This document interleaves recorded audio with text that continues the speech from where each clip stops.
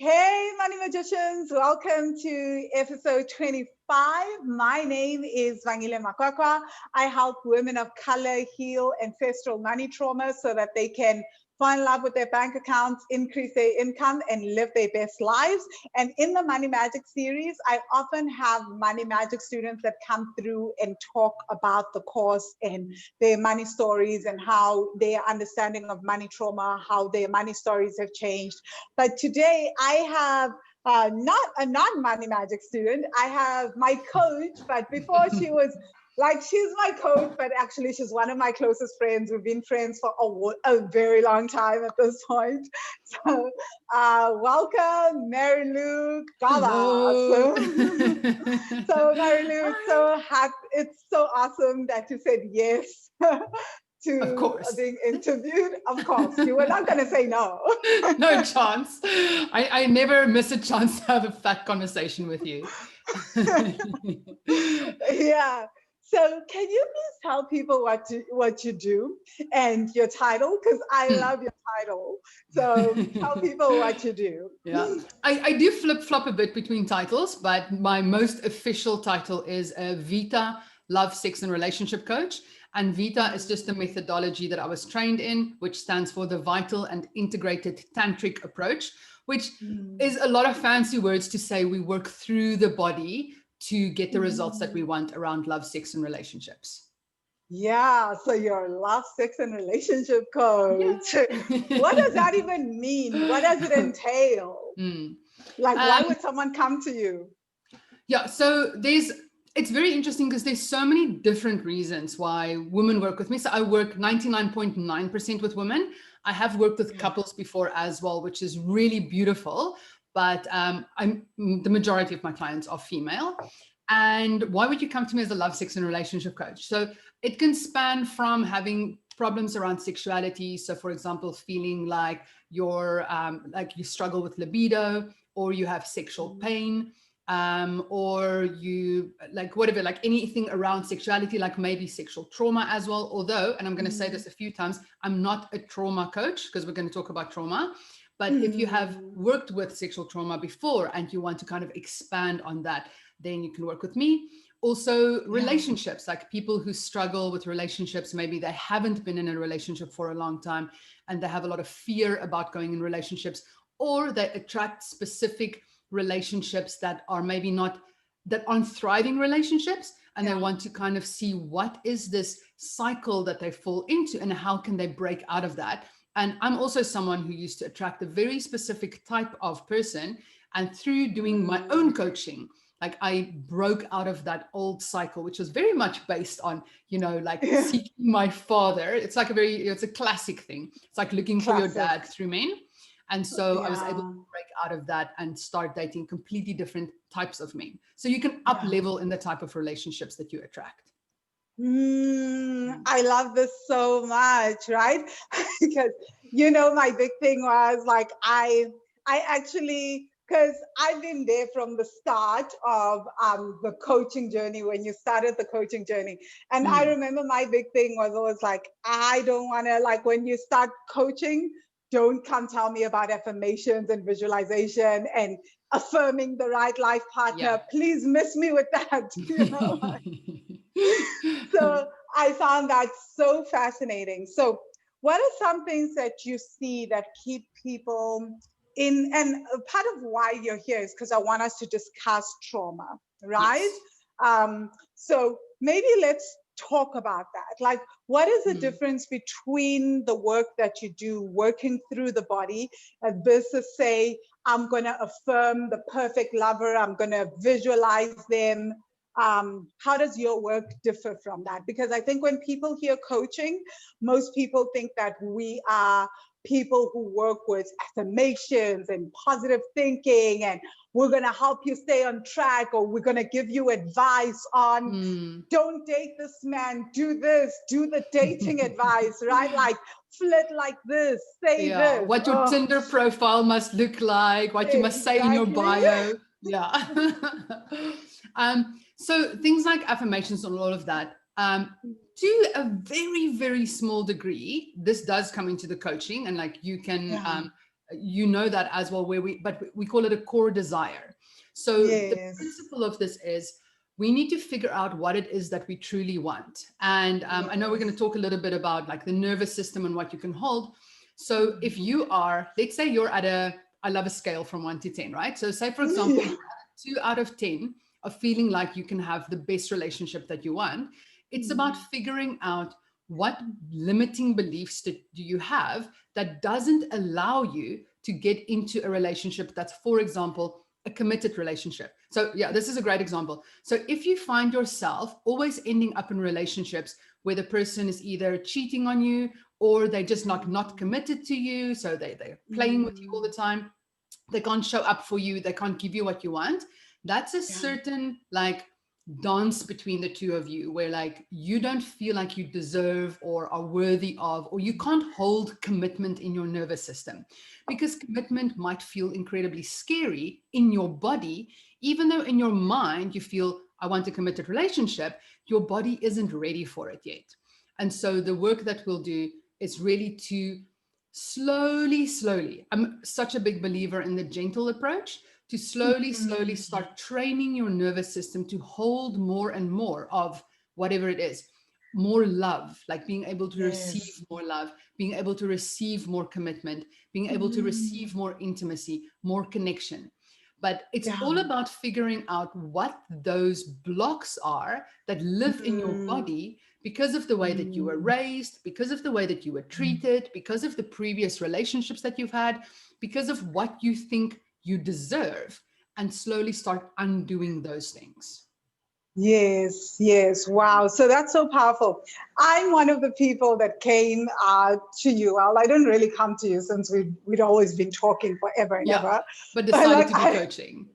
I decided to do coaching with you because I just had this deep thing. Like I would say, I want a relationship, but then like deep down, like every single time, like we'd be just like going out for drinks, talking with you or my other friends. One day I want a relationship, the next day it's like, please don't come with the relationship to me in any way, shape, or form. Because it was so scary. Like relationships were my point of unsafety. And what I didn't realize was how tied, how that was also linked to trauma. So sometimes I knew, because I do the work that I do, right? And we were having conversations, I knew that there was something more. But I don't, like you often remind me of this. When we started coaching, my first thing was like, yeah, I'm coming to you for relationship coaching, but actually I just want to work on the relationship with myself. F relationships, like I'm off the romance radar, right? Like I want, guys, that's literally what I said. I was like, yeah, like let's just work on the relationship itself. Like honestly, Vangile was so avoidant of relationships. Like she would roll her eyes, like your whole body changed when you were talking about relationships, where it was like pure aversion. You almost were disgusted by the idea of a relationship, right? Yeah. And like looking at how much you've progressed over months, where it not only became like a possibility, I think even the possibility of a relationship was like, ugh. And it now was it's like, become, shoot me, like I never want to go there. Like I had this whole story of past relationships, and I was just like, oh men are just so tedious. Relationshiping is so tedious. Can I get what I need to get, but never have a relationship? Like if I have to have sex, can I just do that, but never ever talk to another human being? I think if you could live on another planet to avoid relationships, you would have done that. I really would have. Like I was just like, why would anyone want to go through that stress? So let's talk a little about that. Like for someone like me, because I feel like this is so similar to money.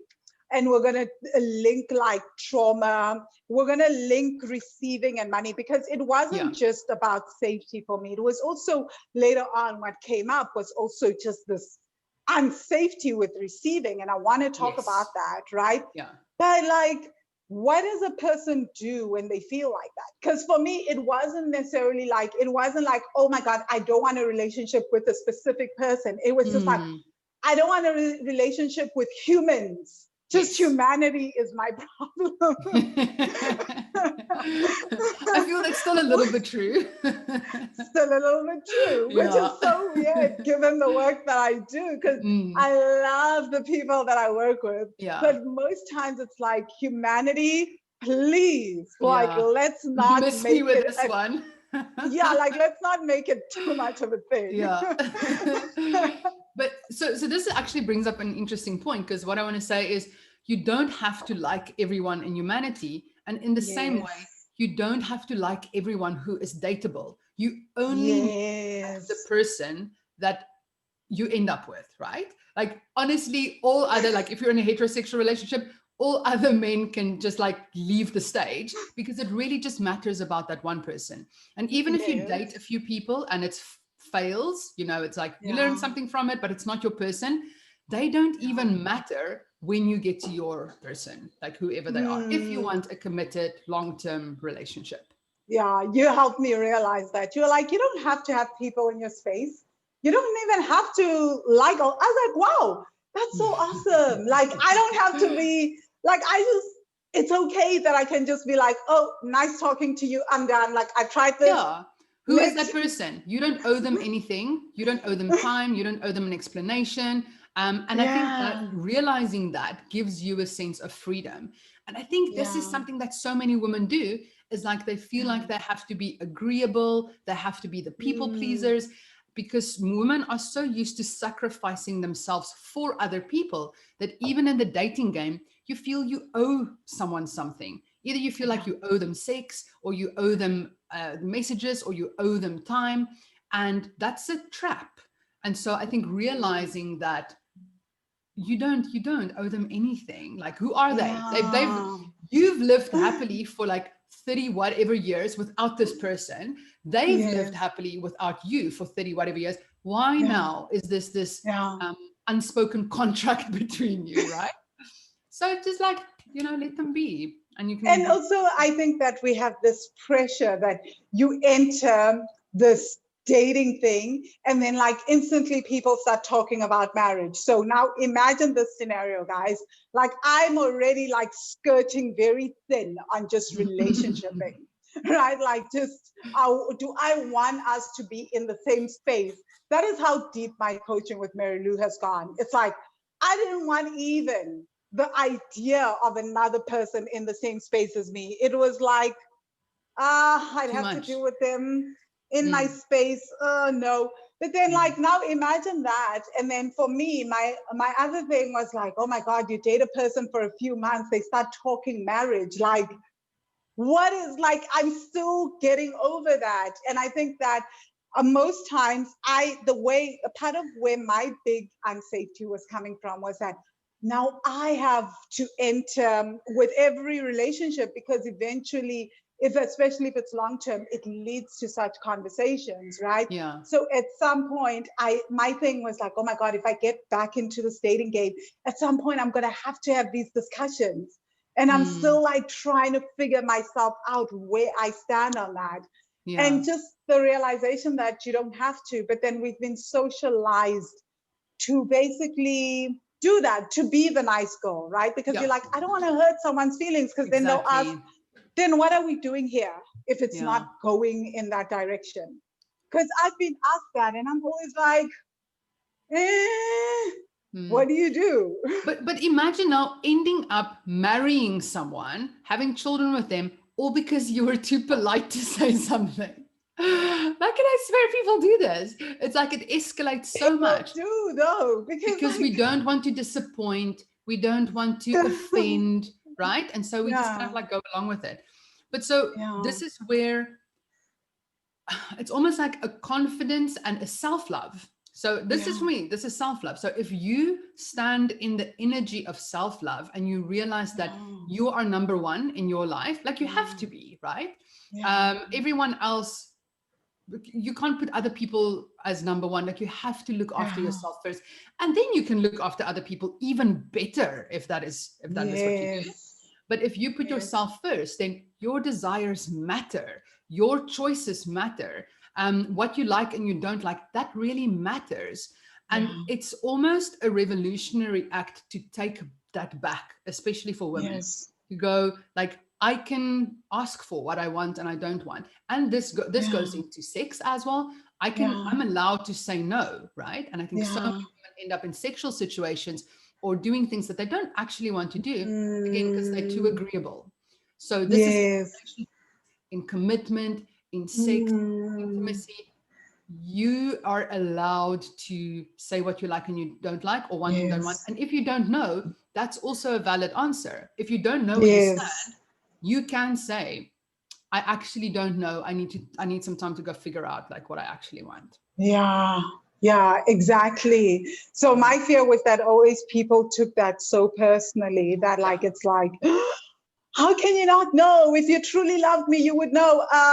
Yeah, but I also love traveling. I'm not sure I want to settle down. So loving you also comes with a change in lifestyle for some people, all sorts of things. Am I prepared to make those changes and make such big choices yet? Because I think we grow up in a culture that tells us that love should be enough, right? That like, as long as I love you, that is enough to make a relationship, right? And it's so challenging because I've often been that person on the other end that like is mistaken for, no, you don't love me. And then you end up in these really traumatic discussions where you're trying to prove that you do love the other person. And justify yourself. Oh, which is one of my core traumas, you guys. This is why I'm bringing this up. I like literally, Marilu and I have worked for like, I think weeks and weeks on the trauma of often having to justify myself, justify my desires, justify my wants because of this, right? Because there is that assumption that love has no boundaries, almost like that love. When we fall in love and it is the one, they will change everything. You'll be able to make big sacrifices. And I've often found that there's a lot of things that I'm not willing to sacrifice, right? It's not that I don't love the person, but and then you don't have the language for that, right? I think that's an important point because we haven't been trained in how to stand up for ourselves. And I think maybe we had this discussion, or I had it somewhere else, where what I find with a lot of women is when they start practicing boundaries, is that first they go to the other extreme and they become very almost like angry, right? So they become almost bitchy or very cold and hard with their boundaries because we're not practiced in how to deliver boundaries in a clear but firm way.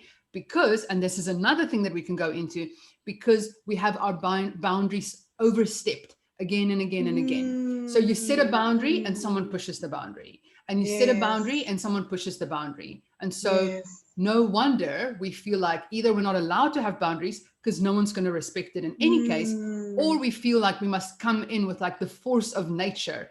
Otherwise, people won't respect our boundaries. So just like I understand why boundaries is such a difficult thing for us. It is, hey, which I want to backtrack because I want to tie it all to safety, boundaries, and trauma. Let's backtrack and explain what is your definition of trauma, and how do you think trauma is passed down from generation to generation, and how does it affect the nervous system? So there's like 3 questions in one. Okay. If I miss any of them, just remind me. But I'm going to go on a little trauma. Okay. Again, just want to say I'm not a trauma coach, but like my training has been trauma informed, and so Van and I talk a lot about trauma. So. Okay, so I see trauma coming in 2 flavors in a way, and the one isn't better or worse than the other, but the one is what I call trauma with a big T. And this is something that's like really heavy, really intense, like a big thing that happens at one time. So this could be anything from a car crash to sexual assault to violence, something that's like super overwhelming in the moment. And as a survival mechanism, if you can't escape the situation, so if you can't go into flight mode or fight mode, defend yourself, the body goes into freeze. And so what happens in that moment is the nervous system goes into overload. You can think of it as the electric cables, right? If there's an electric surge in your house and the electric box like explodes, that's what happens to the nervous system. It can't carry the intensity of that moment. And so it fries. And so it just goes into shutdown. And that shutdown causes like almost like a contraction in the physical body. I'm getting goosebumps the whole time when I talk about this because it's like, That's it's like awesome. Okay, I so love it. I love what you're saying about the contraction in the physical body, because I also want you to just also talk a little about as the physical body contracts, how the energetic body starts to contract as well. Yes. Yeah. And so, this can be around a specific topic. So for example, if there was physical violence, then things that you associate with that moment or that person or that situation will re-trigger. It's almost like that moment gets frozen into your body, and anything that happens later in life, completely out of context. So say, for example, whatever, like your abuser was a certain height and a certain body type. If 10 years later you encounter someone with that same height and body type, your trauma can get reactivated, and it might feel like you're back in that moment, even though there's no context in this future moment that relates to that. Okay, so let's pause that. So that's trauma with a big T, but then you also get trauma with a little t. And so trauma with a little t is what I call like insidious trauma. And so this is, for example, like this is receiving messages over time that is traumatic, but it doesn't feel necessarily traumatic, but it still puts you in a contraction or a freeze. So for example, like you'll never amount to anything. People like you don't excel in life, whatever. So it doesn't feel like a physical blow, but it crushes your spirit. It makes your energy body contract and contract and contract. And then you start believing this thing. And then when you get into a situation later in life where you're trying to expand or grow or stand in your authenticity, this trauma with a little t, this trauma will block you from that, because your nervous system, and this comes to safety, because you receive this traumatic message over and over and over again, your nervous system doesn't have the capacity to hold anything that's not that thing. So something that's also important to remember about the brain, and so the primal brain is like this back part of our brain. That is the part that's most directly connected to the nervous system, like it's at the back of just before you enter the spine. And this is the part of the body that has the amygdala that is connected with danger. So this part of your body this part of your brain lets your body know whether a situation is safe or unsafe. And if it's unsafe, it tries to get you out of it, like fight, flight, freeze, whatever. So where I forgot where I was going with this now. Primal brain, nervous system, I can't remember where I was going with this now. Okay, I think you were talking about the nervous system, and probably you were going to unpack as to how the brain then responds every just time like, we're reactivated. Yeah, there's something around safety. Oh, how much the nervous system can hold. So for example, if you were in the situation over and over again where, that's what I wanted to say. The primal brain's main concern is with survival. So if you have survived living a specific life, so if we relate it to money, if you have survived on 5,000 Rand a month for your entire life, your body sees that as safety. 5,000 Rand is safe. So once you want to go to 10,000 Rand a month, it doesn't feel safe because you've never had that. So you don't have proof that you can survive at a higher level. So that's where it becomes this nervous system block. Your nervous system can't hold that. Same with relationships. If you've only been in abusive relationships before, but you survived, the body sees that as safe. So to have a loving, caring, committed relationship, it doesn't feel safe because your nervous system has never held that before. I think that makes sense.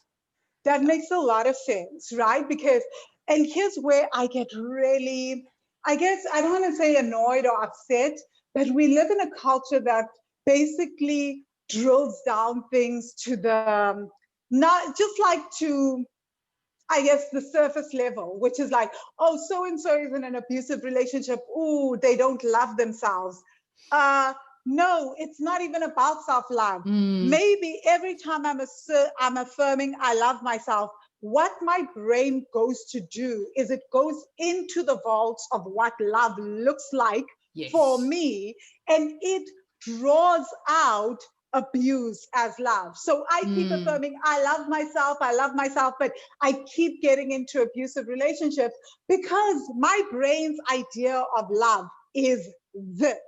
right? Exactly. Because that is what feels safe. So Yeah. it's not about self-love. And I feel like that is for me, it took me a long time to understand that, right? Yeah. To understand that everyone's version of love, just like everyone's version of expansion and money is different, everyone's Yes. version of what we have, the quintessential version on a conscious level of what a safe relationship looks like. But deep down, our subconscious and the parts of us that feel unsafe and are really driving us to remain safe and keeping us in survival mode, they have a different version of what safety feels like. Exactly. Right? So I think that's how trauma affects us, is that we're not even aware of that. Yeah. And you and I have a lot of these discussions about, oh my gosh, the superficial explanations of something as intense as abuse. It doesn't work, right? So no, you need to go into the individual and see what is their story, what is their imprint. As you said, like everyone's got a different imprint of what that looks like. What are their ideas of safety? What is the house that they grew up in? What is their, like, is there anything ancestrally that could have been passed on? Like, these conversations are so deep. And I think people just don't have the time for depth because, I don't know, our society moves too fast. And so they want to paint everything with one brush, saying, you know, like, you're weak if you don't leave. Like, no, it's so much more complex than that. Yeah. So I'm very fascinated when it comes to relationships. Is it possible, in the same way like money, like how we have the same relationship imprint from generation to same money imprint from generation to generation, can you have, like, say, 5 generations of women in the same, like, I've seen this in my family, so I guess the answer is yes. But how does this happen? Like, generations, like 5 generations of women all attracting similar types of men. Yeah. Because that is trauma passed down from generation to generation. Can you expand on that and how that could happen? Well, one explanation for that as well is that you grow up seeing these things. So it's like about what is being modeled to you. So if you grow up seeing your grandparents in whatever, like a dysfunctional relationship, and then you see your parents in a dysfunctional relationship, you're very likely, especially if you don't do any inner work, you don't go on this path of personal development, to repeat that. So it's like, what do they call, like the sins of the fathers or whatever? It's basically that you're just repeating what you see and what you grow up with, because that becomes your normal. And so, yes, I believe, like, you know, I believe like trauma can be carried over genetically as well. So there's definitely like genetic, like things in our, again, in our bodies that believe this, but a lot of it is also just from the way that you've been conditioned growing up and what you were shown as normal. And what I find with a lot of things is, like, there are always outliers in certain families or certain whatevers. So say, for example, like with money. If you grow up always seeing your parents like struggling, like there's always a struggle story around money, you can be born as like an outlier in a way and have a natural tendency to reject that story. However, but those are like, that's usually a minority of people. So for the majority of people, they'll repeat the same cycles because this is what we know, this is how we do. Yeah. And I love that you say that, because this brings me to the next thing, because again, it's for me about abusive relationships. I feel like a lot of people know this about my feelings, that a lot of things lead back to trauma. And so what we do in our society is we tend to also victim blame, right? It's like, why doesn't she leave that situation? Because we haven't understood that even when you making a decision doesn't lead to behavioral change, because trauma doesn't work like that.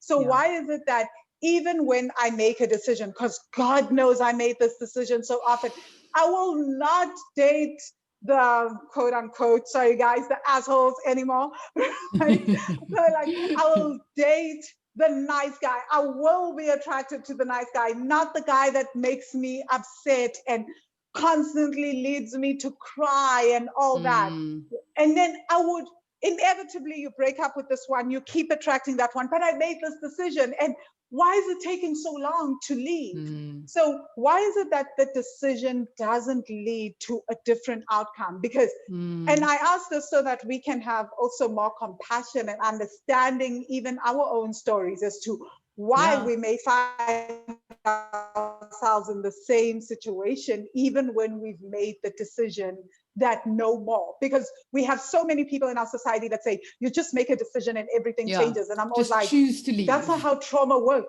Just choose to leave. Choose to be wealthy. That is not how trauma works. I can choose today to follow my budget. And every part of me can be on board. And yet, for years, I may not be able to get on board with the behavior. Yeah. So for me, this is quintessentially a disconnect between the body and the mind, because decisions come from the mind space. So this is like a rational word thinking. This is the affirmations, looking in the mirror. I deserve a healthy relationship. I deserve a healthy relationship. But the body isn't on board with your belief yet, because you haven't sat with the feelings that you have in your body. So you can tell yourself a story over here, but the moment you meet this person that your unconscious or your subconscious recognizes as home, dysfunction, exciting, dysfunction, attractive, dysfunction, because this is your template, your body will react and your body will be drawn to this person. And all the stories you told yourself in your mind will be like you never said them. And maybe at the beginning, they might appear like the person that you were inviting, but the body That was the thing. It's like the person would appear to be like this for like 2-3 months. Then I'm like, after 3 months, I've been the truth comes out. The truth comes out. This is the interesting and also tricky thing about relationships. The getting to know another person is such a journey, because who people sometimes show themselves to be at the beginning is not who they truly are. And you can only find that out by spending some time with that human, right?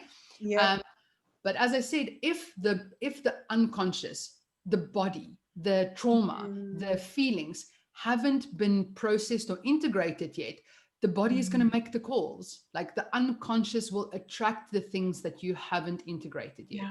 So you need to do the personal work around that, or the inner work around that. So, and that is like where the trauma-informed work comes in, right?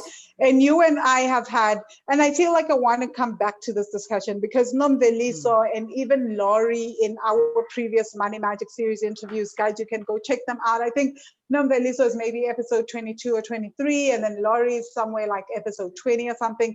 We talk about this as well, but it's this idea that like we've been taught that if you just keep telling yourself and you try to push through it, pushing through is our big thing in our society, right? Like I will just push through the discomfort of what my body is telling me.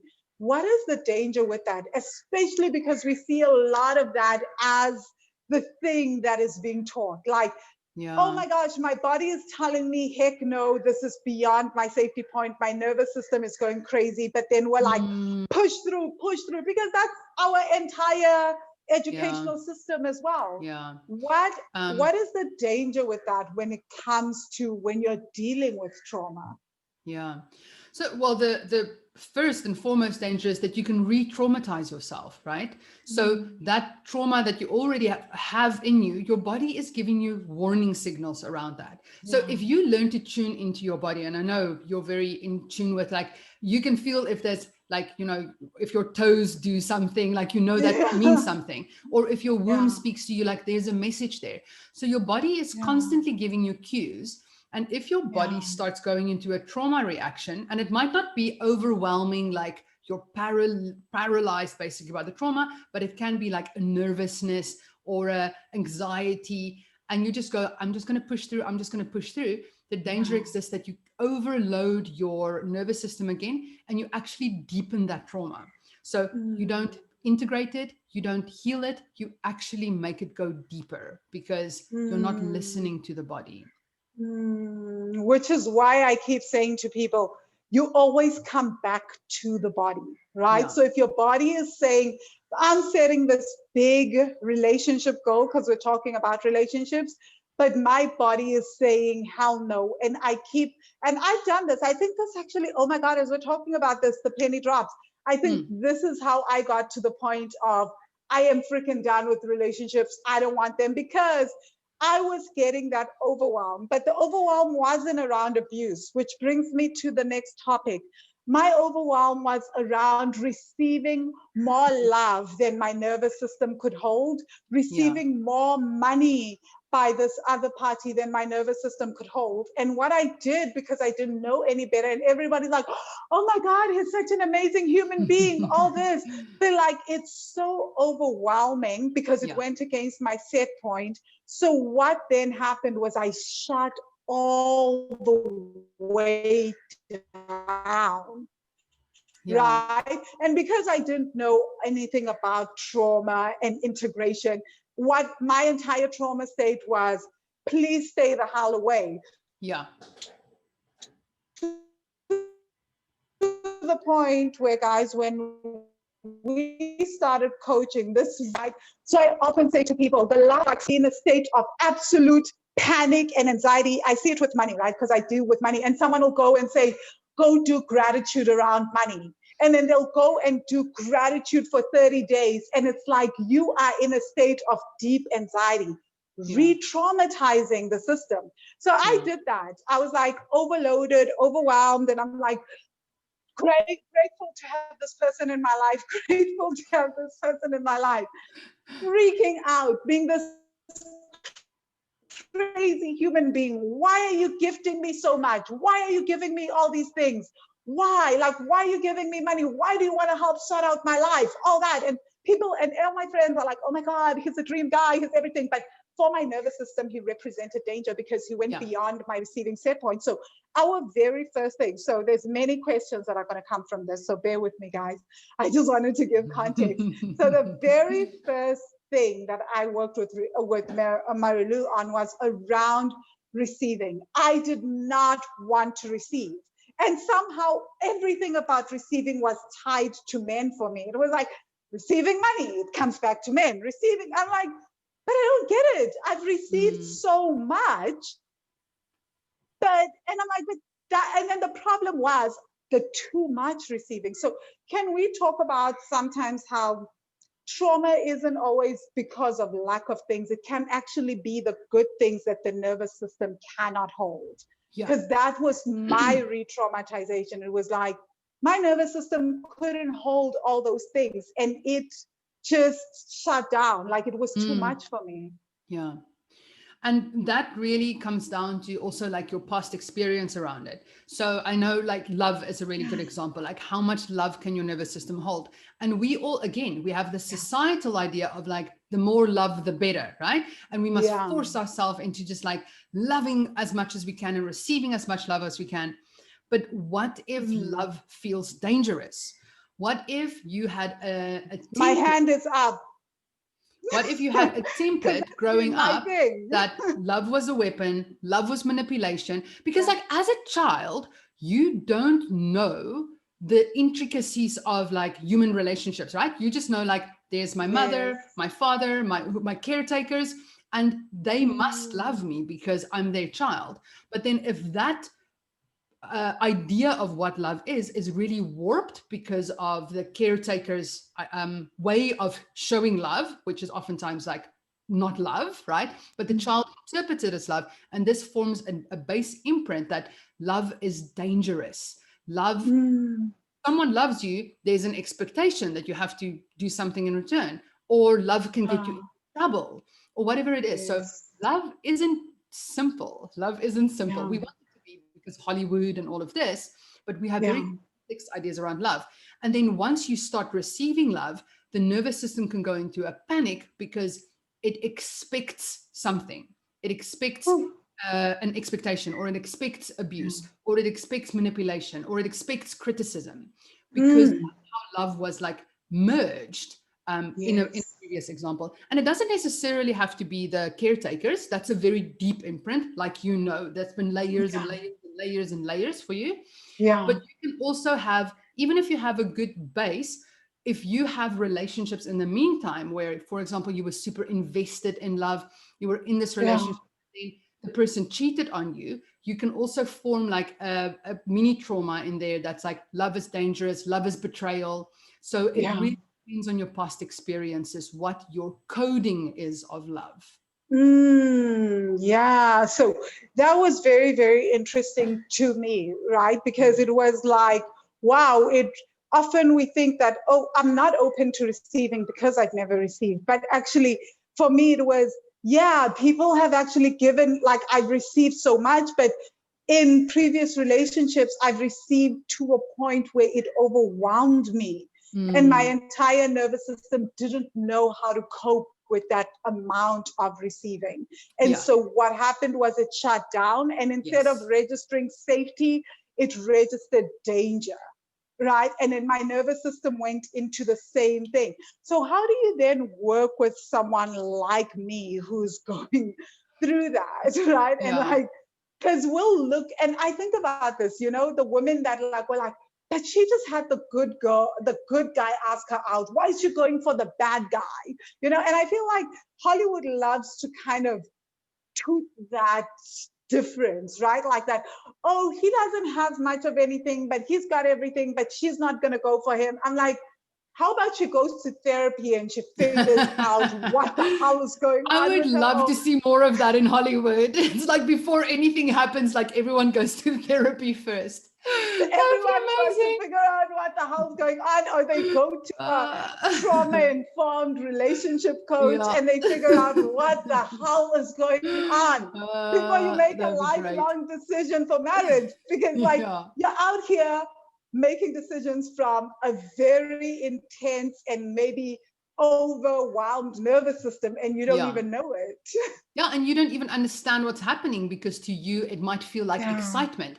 And this is the other thing, it's what we feel as butterflies or excitement of being in love could also be the nervous system, and the nervous system going into overwhelm, and the body saying danger, danger. But we're like, oh, I feel so jittery when I'm around him, it must be love. It's like, exactly, no, that's your body telling you that you're about to make a mistake.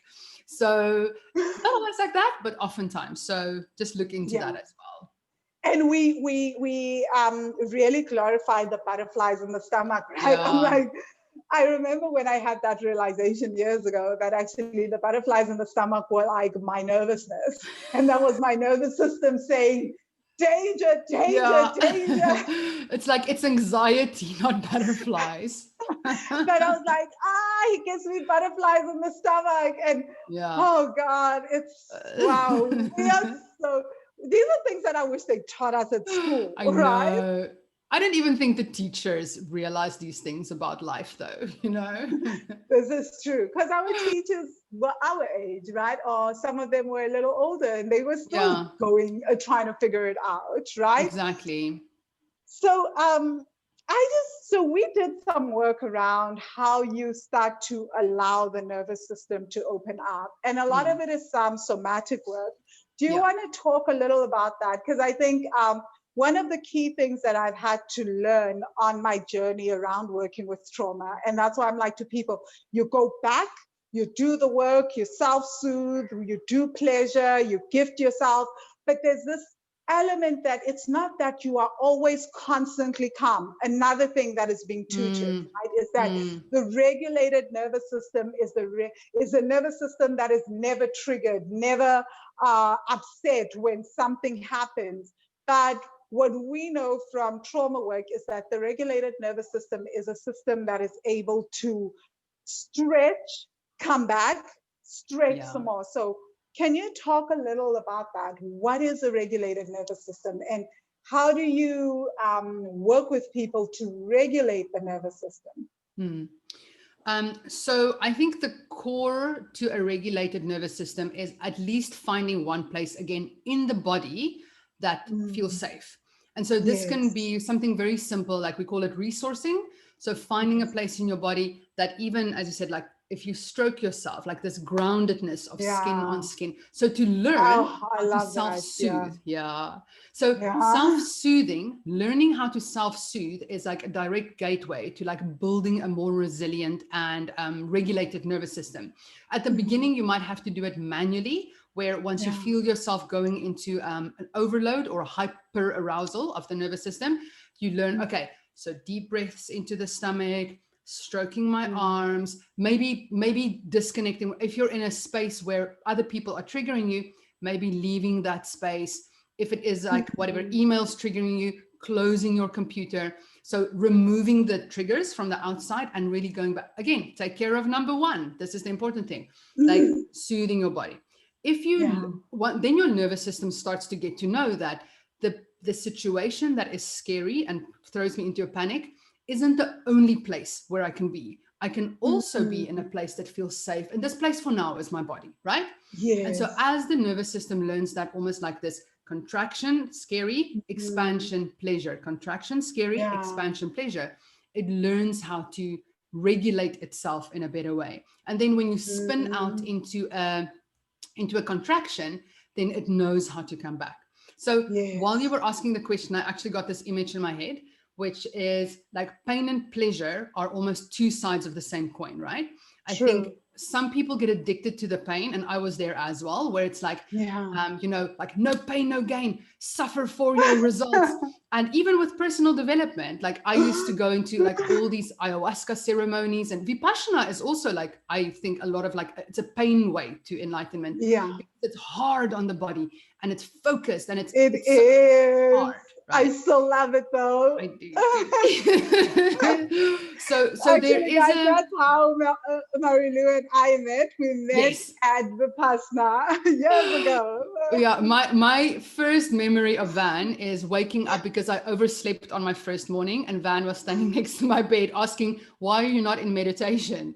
And so that was like my very first memory of you, is like calling me out on not doing my personal development work. And then here we are, like 7 years later. So if you think of like pain and pleasure as two sides of the same coin, right? So this is why it's important to balance the pain with pleasure, because you can't just do pain, but you also can't just do pleasure. Otherwise, you don't touch into the shadow work. You don't sit with the discomfort. Then you chase the all is love and we're all one. Then you go into the path of spiritual bypassing, right? So you need that nice balance of pain and pleasure. But now here's another image. Think of us as a spiral. So if you have more pain than pleasure, you're going down the spiral. So you could even like seek pleasure through going shopping, drinking a lot, like whatever, like sleeping with random people, because it's pleasurable, but you're actually going into the pain spiral, where what you want to do is have the pain, feel the discomfort, sit with the feelings, go through the personal development, but go up the spiral of pain, pleasure, pain, pleasure, pain, pleasure, pain, pleasure. I'm going to force every Money Magic student to listen to this, because I'm like, I'm right there with this is why you need the massages. This is why you need this is why you need to go out to the fancy retreats. This is why you go eat the beautiful meals. This is why you watch the sunsets. This is why you get the garden.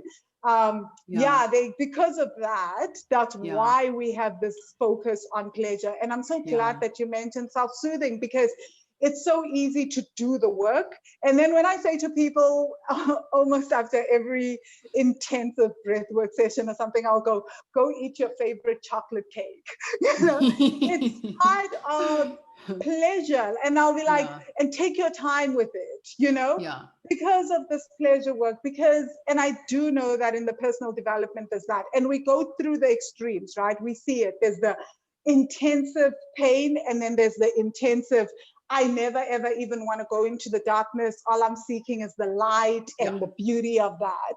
That's also, and I think like what happens with only working with the light and the beauty is that you never, ever allow the nervous system to learn how to stretch, to integrate the dark stuff. So when the pain starts, because that's what would happen with me when I was on the deep, like, I'm just going to positive think, I'm just going to affirm, when life was happening, because I wasn't working with it, working with the darkness, it's like my nervous system couldn't integrate hectic, painful life experiences. So when they happened, they would break me fully, you know?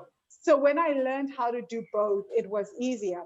So my next thing is I actually want to talk about this, about the power in what we're talking about. Because guys, when I started working with Marilu, I wouldn't even invest. Remember when we started working together, how I wouldn't even buy myself a pair of jeans? Yes, I remember that so clearly.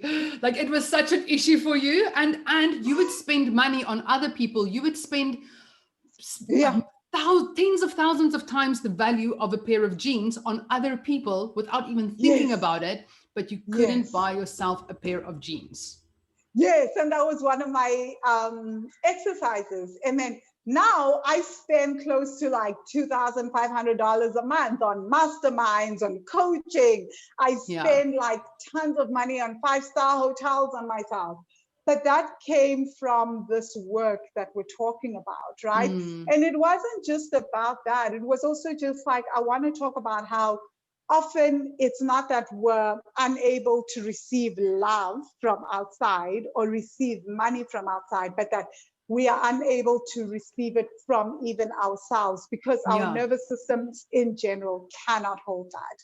Can you please expand on that and why that is so important? Because the self is the first place to start. Yeah.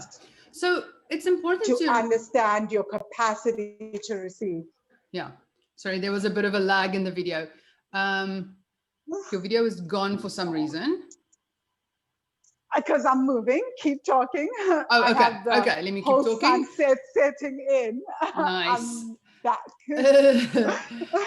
So something that's important to understand as well is like you still have a relationship with yourself. So this is also a relationship. So in the same way that we relate to other people and we give love and we ask love, we also give and receive from ourselves. The same way that we, whatever, like give gifts and receive gifts, we can also do it with ourselves. So I'm on this big thing about your relationship with your body. And part of that is I really want women to be able to learn to listen to their bodies. But you also have a relationship with your body. You say certain things to your body, the same that you would say to a child or a family member.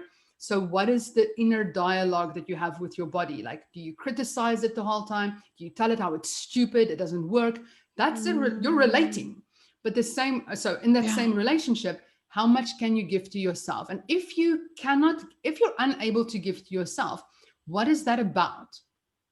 Because oftentimes, and like you're such a good example, it's not that the money is the issue because you were giving to other people, but giving to yourself felt painful. There was such a block around that. And how can you receive if you can't even receive from yourself? How are you going to receive from other people?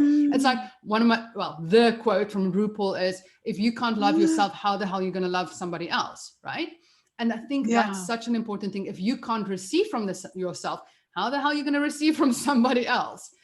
Maybe you can, but it will bring up so much discomfort or resentment or feelings of, now I have to reciprocate. Yeah. Because you still receive from other people, but it brought up a lot of gunk every time. It wasn't a clear receiving. And I think you've opened up into a clear receiving.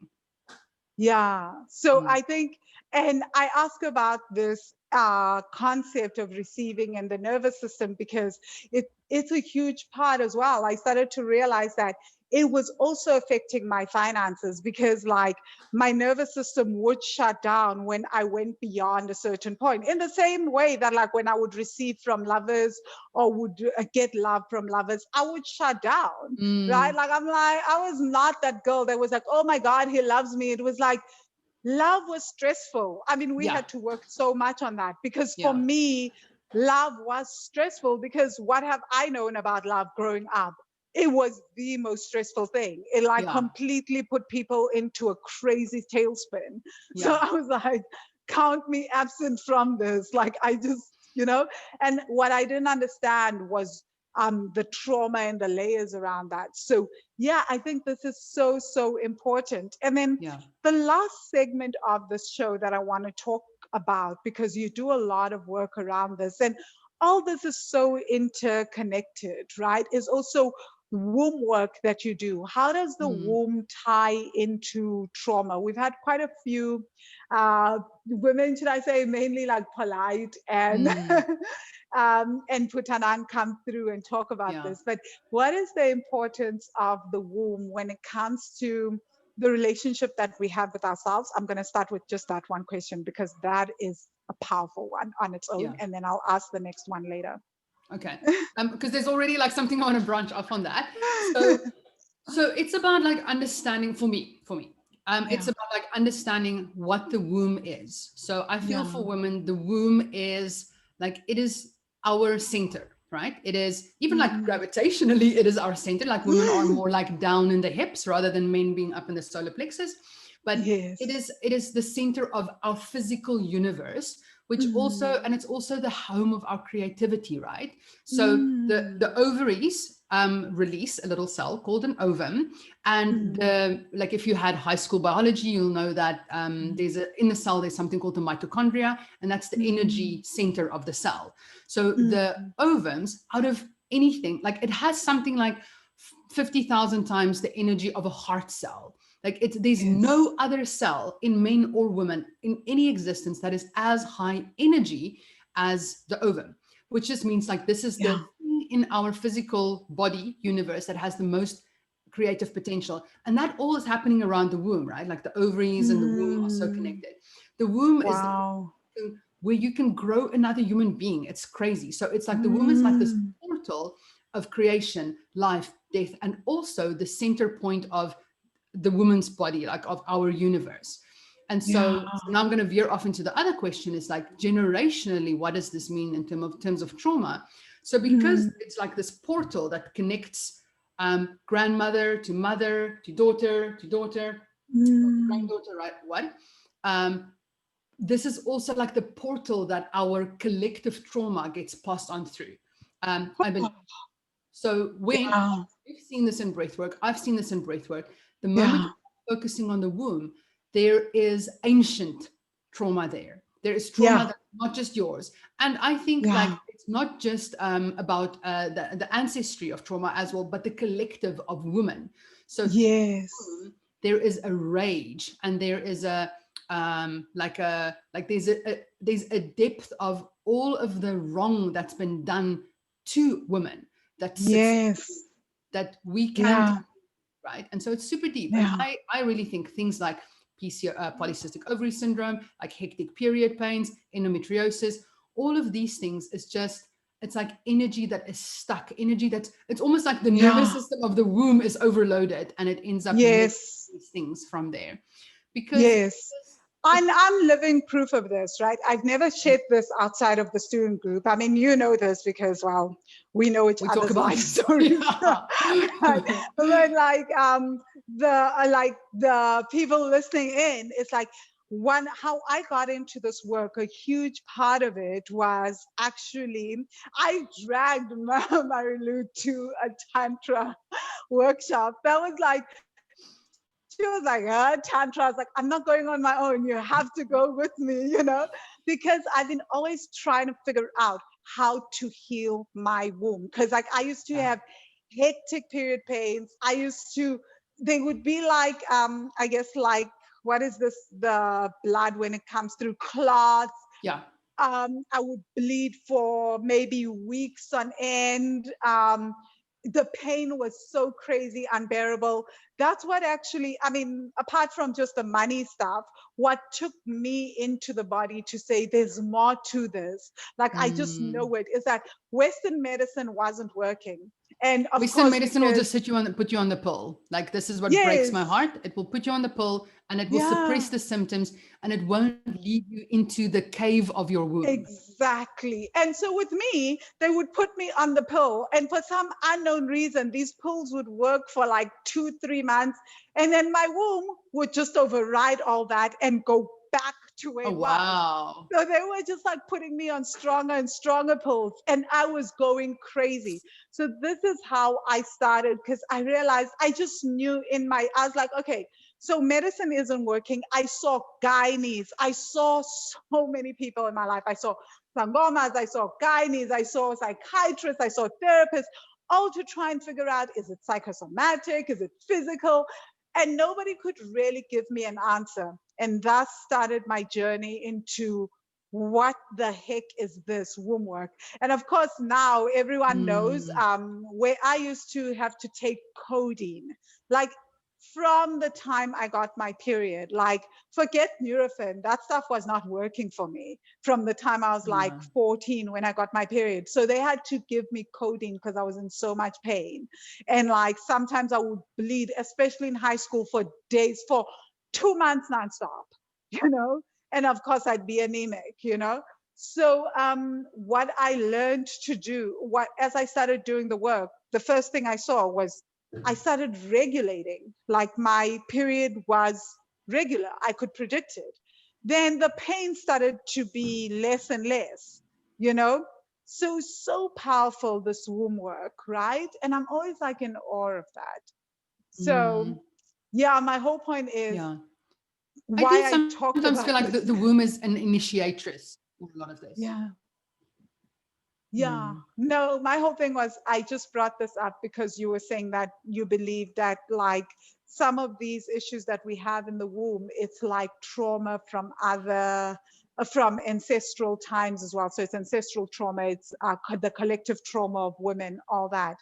So powerful, because I believe that's why my womb, that's why my period was the way it was. It was one of the most awful, god awful experiences for me. You know, like really it was. Obviously, if I'm having to be in pain all day long. So, It's hectic. And I wonder sometimes, in the entire cosmic joke that is sometimes our lives, if this, you know, if that isn't like a blessing, like wrapped in a lot of pain and blood and, you know, discomfort, but because it led you to the body, right? So it's like the voice that screamed the loudest in your body to let you know that this is the way through. Like through me, you can understand the greater meaning of life and heal. That's the other thing. Through me, you can heal. But that was like your womb had the microphone. Right, because I didn't know about trauma. Remember, I wasn't talking about trauma before I went to do Tantra yoga, right? And it's in Tantra yoga when like I would send you those crying messages of me crying about this whole process when I was in India and training.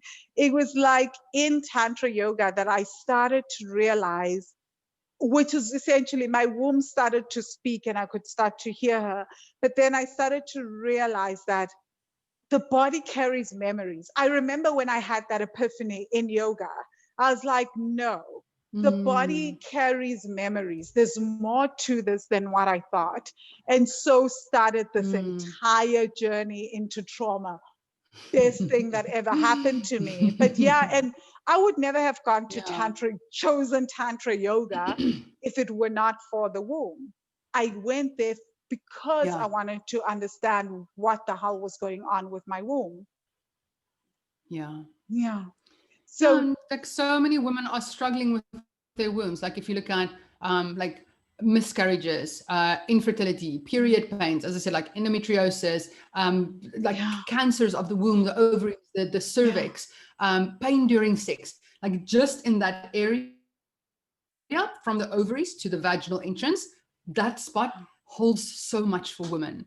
And it's the portal to healing, but it's also the portal to a lot of discomfort. It's either you're going to have the discomfort for your entire life, or you can go into the discomfort and see what there is that is coming up. So powerful, because you're actually trained in that. Do you want to talk just a little bit about why this is important for even for relationshiping, the link between the womb apart? Because like I instantly, when I said that, I thought, okay, everybody's going to think about sex, right? But beyond sex, just the link between relationshiping and the womb. That's not all sexual. Yeah, I mean, like the womb can be sexual in like that you can grow a baby there, or that you can have womb orgasms. That's another story for another day. That you can actually have womb orgasms. But yeah, the link in relationships, like I don't know, I have to think about this. What's your take on that?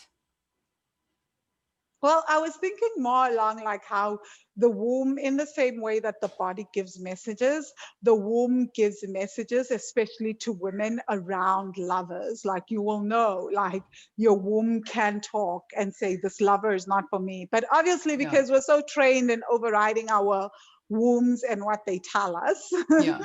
you know, so that. And even if you're on hormonal medication, I do think it lessens like it makes the message a bit number. Yeah, but I'm not making a proper sentence. It doesn't allow you to hear the message clearly if you're on hormonal medication, Yes. because Yes. you change the cycle. Something that, please, I'm going to ask people to research is like, if you're on the pill and you have a period, it's not a real period. It's a chemically induced period, but it's not actually a Are you period. serious?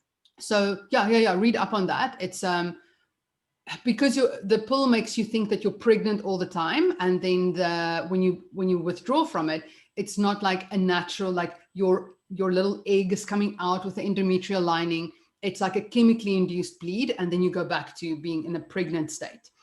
This can't be healthy. No, it's not. It's not. So do some research on that. The other thing with this is now the pull in relationships, is if you're constantly in a state of being pregnant, which is the pull, it makes your body believe that you're pregnant, so you can't fall pregnant. So you're not releasing an ovum, you're not releasing an egg. So what happens hormonally is you're attracted to different people. So if you're on the pill while you're looking for a partner, what often happens is people then go off the pill, maybe when they want to fall pregnant, and they lose attraction to their partner, because who you're going to be attracted to when you're not looking for a partner because you're pregnant is very different than who you'll be attracted to when you're not pregnant, when you're looking for a partner, for a relationship. So this is this is a common fascinating. thing. Yeah, it changes your preference in men. They also find that women on the pill are attracted to more feminine kind of men, and women off the pill are more attracted to masculine men. So this is very, like, it is heteronormative. So, but this is for the majority of people in heterosexual relationships, who, like, for women who are on the pill. Yeah. Whoa. Anyways, yeah, it changes your preference in part. This is interesting. Is the IUD the same way? Does it do the same hormonal things? one. Yeah. The Because there's the hormonal copper one. IUD, and then there's the hormonal IUD. So the copper IUD doesn't change your hormonal balance, but the copper IUD also tricks your body into thinking that you're pregnant, so Yeah, that you I've don't heard release the that. little egg cell. And like I've also heard studies, I've researched studies that actually even the copper IUD isn't good for your body, right? Yeah. Because of that. And also because it's like copper in your body.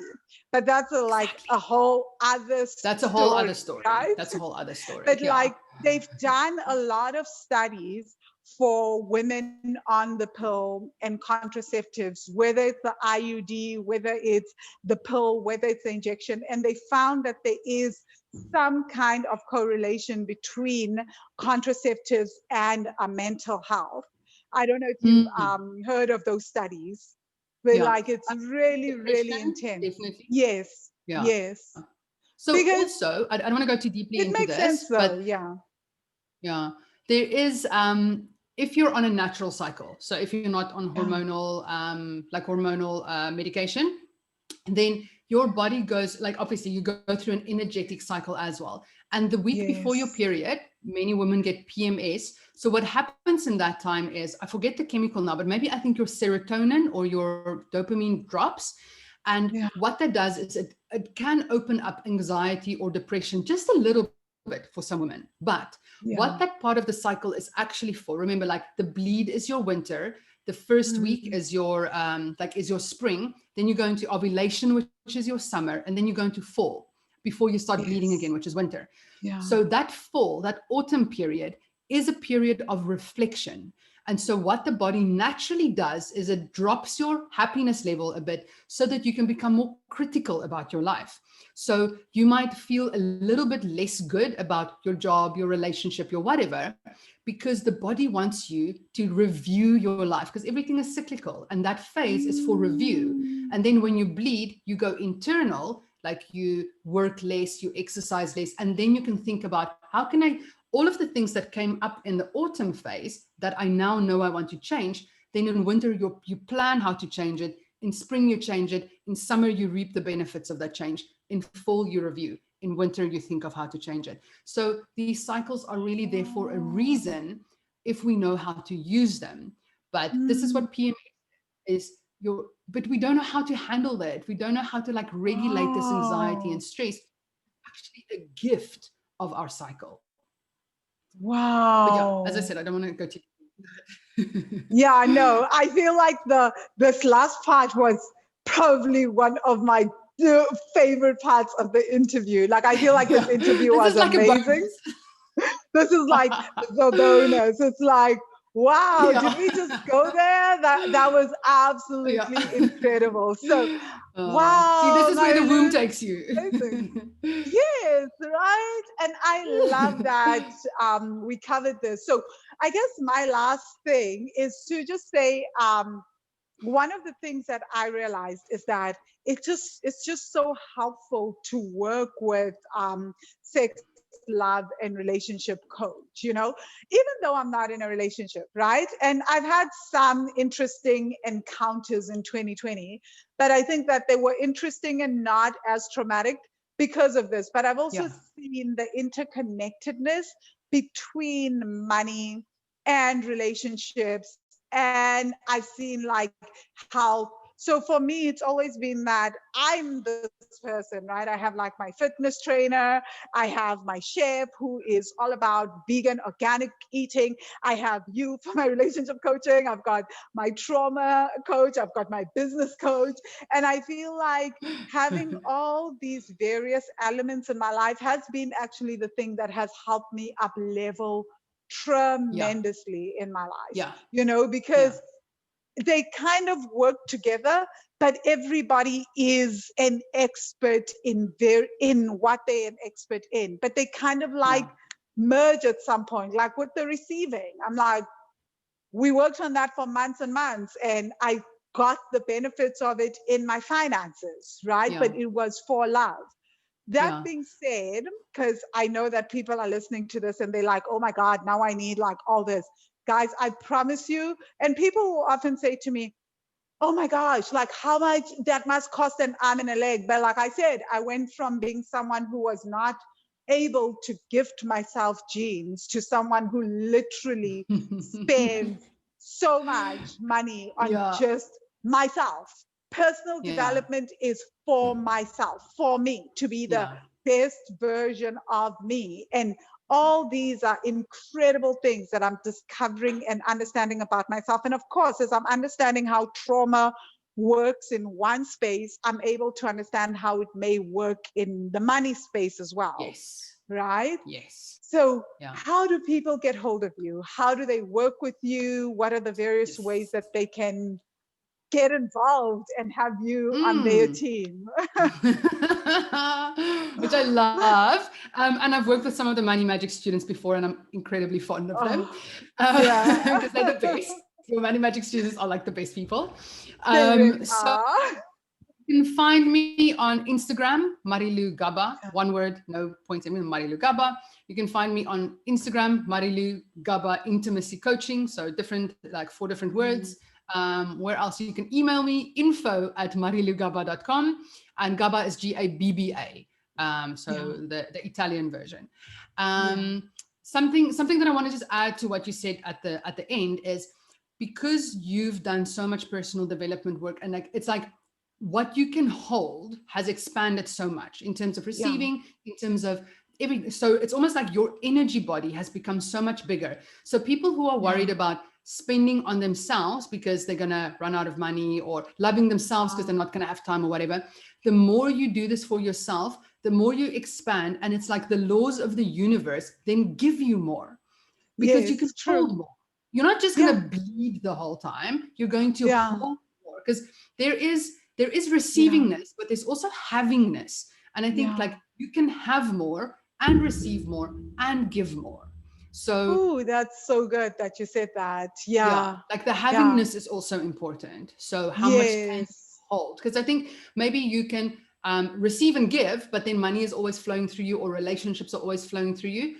But I think through doing this work, you increased your havingness in such a big way as well. Yeah, so it's I more of, learned how to hold it. yes, But I think yes. the first step that I had to take in order to learn how to have was how to give, so that I could practice the holding of it, Yeah, right? yeah, It yeah, was, yeah. how do I give myself all these things, like the personal development, all this? And then I just Yeah, realized, funny enough, that the more I was giving to myself, the more, because like I was giving and I was having to receive it, the more I was then opening up energetically to receive more and to yeah, scale and to grow my business. yeah, And I heard first when I would hear coaches talk about this or other people talk about this, and I'd be like, that doesn't make sense, because you want to hold on to every little penny that you have, right? Like, no, but then it wasn't expanding. It wasn't making yeah, me this expansive person, yeah, right?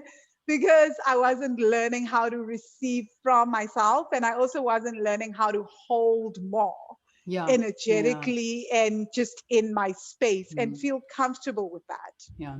And this, it sounds really simple, right? Go Yeah. for massages, eat the good food, like treat yourself, but it will bring up so much Yeah. for you if you don't feel Yeah. comfortable to do that. You might feel guilty, you might feel like hedonistic, you might feel self-indulgent, you might feel selfish, and those are the things to work on, is to start unpacking Yeah. those things. Like, who are these parts of yourself that doesn't believe that you actually deserve the massage and the acupuncture and the Yeah. travel and all of that? That's like the juice, right? That's the good stuff that will Yes. come up Yes. to be investigated. And then Yeah. just sit with that. Just Yeah. sit with all of those uncomfortable feelings. Yeah. Oh my God, I'm so glad we mentioned this, because that for me was the thing. I remember Yeah. I started off, and again, it starts off with like the nervous system and working through it. Because I know before I started doing the work, I would be very sporadic in the giving until eventually when I was receiving more. And instead of receiving more and giving more to myself and holding more and having more, which is the holding more, Yeah. right? Because most of us can receive, but as soon as we get it, it leaves because Yep. it's not safe Can't hold to it. our nervous systems. Yeah. Was learned. You can't hold it because your Yeah. nervous system hasn't expanded to hold Yeah. more of that. So, Yeah. and I noticed that when I was able to do that, that's when I was able to start up leveling to giving myself more and more. It didn't just happen. And I also want to say, I didn't just wake up and start giving to myself, because then Yeah. there's also the thing that I see where we're like, I'm giving to myself, but it's not giving from a space of, I'm giving from a space of calm. It's because I just want this to change. I Yeah. heard it somewhere on an interview that if I give to myself, I'll receive more. And so I'm just going to give to myself. But then in giving to yourself, you're literally also doing what happened to me in relationships. Remember, it's overwhelming your nervous Yeah. system and feeling, and eventually the guilt, the anxiety becomes so overwhelming, you can't do anything. So same as like maybe the fall in love with your bank account challenge, like where you sit with the feelings when you Yeah. engage with this thing, sit with the Yeah. feelings when you engage in the gifting to yourself, because Yeah. that's really where it starts changing. Don't just do it Yeah. unconsciously, doing like the bro culture thing of forcing yourself into it. Like sit with it and like notice what comes up around it. Yeah, I often say to people that the guilt that we feel when we're giving to ourselves, that's a Yeah. message from the body. We need to go into the body and Yeah. understand, where's this guilt coming from? What's coming Yeah. up? Because most of us are just like, I feel guilty, but I'll just keep giving to myself Yeah. until one day your nervous system is like, this is too much guilt for me to process. So now the parts of you that would engage in the giving just shut you Yeah. down from giving until you just cannot. Yeah. Now you just fall sick every time you give to yourself, because it Yeah. just overwhelms the nervous system because the Yeah. guilt is too much. Yeah. Or you just feel super empty, like you feel like numb Yeah. around it, right? Like you can buy yourself all the beautiful dresses, but just feel like numb about it. Yeah. That's also an overwhelmed nervous system. That's going into freeze. Like numbness and freeze are oftentimes very Yeah. connected. Whew. Yeah. Wow, this was such a good interview. Like, And I feel we could go for another hour. We always could, eh? Because that's how we are. So thank you so much for coming on the show. Thank you. I loved it. Oh, I loved having you. And then Mighty Magicians, thank you so much for coming through and watching this.